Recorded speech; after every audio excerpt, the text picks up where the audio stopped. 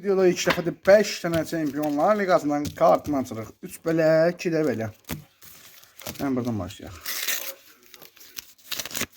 Çıxan kimdir? Rodri. 5 manat saqqız.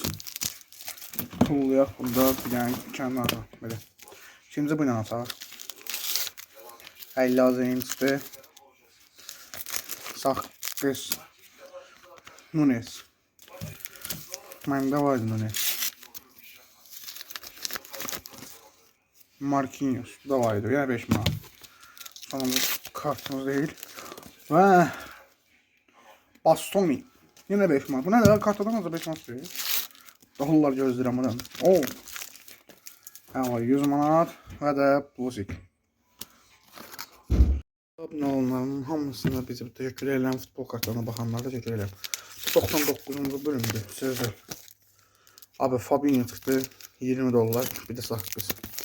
100-cü bölümümüzü saxladıq. Top 100 kartlar açılımına. Elbette başlayaq. Kimlər çıxacaq. Belə kartlar çıxacaq. Tamamlar. Baxın belə kartlardır. Qapağı da belə. Hər bir ikinci. Özel kartımız Diego Dalot. Belə çıxdı. Ansu Fati. Və də özel kartlar. Gün alan Lionel Messi arkadaşlar. Alexander Arnold. Leroy Sané. Nicola Barella. Stefan De Vrij.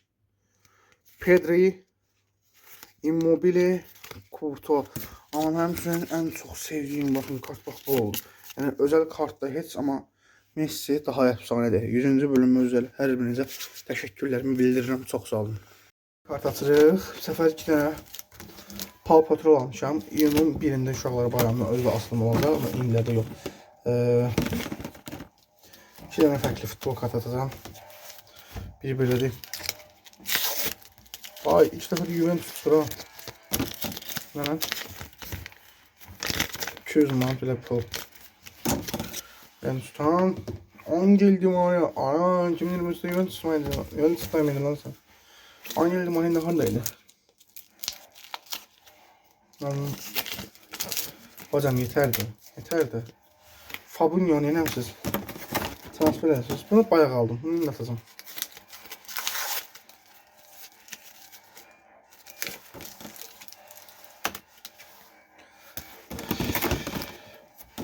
Sonuncunun açın.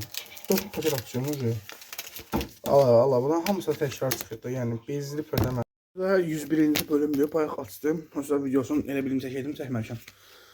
Haaland, Messi, Neymar, Mbappe, 2 dənə Ronaldo, Harkin, Pickford, Eden Hazard, Di Maria, Lewandowski, Aşraf Hakimi, Milenkic, Modric, Ter Stegen, Sacio, De Bruyne, Kimmich, Joshua Kimmich, Kasim Bono, Di Maria, Fernandes, Saman, Ramos, Dembele, Suarez, Pogba, Kimmich, Hakimi, Bellingham, De Bruyne, Pulisic, Di Maria, Sacio, De Bruyne. Bir daha düştü. Şimdi o. Bruno Fernandes ve son kartlarımızdaki bunlardır. Kjaer, Lukaku, Kurprus, Ter Stegen.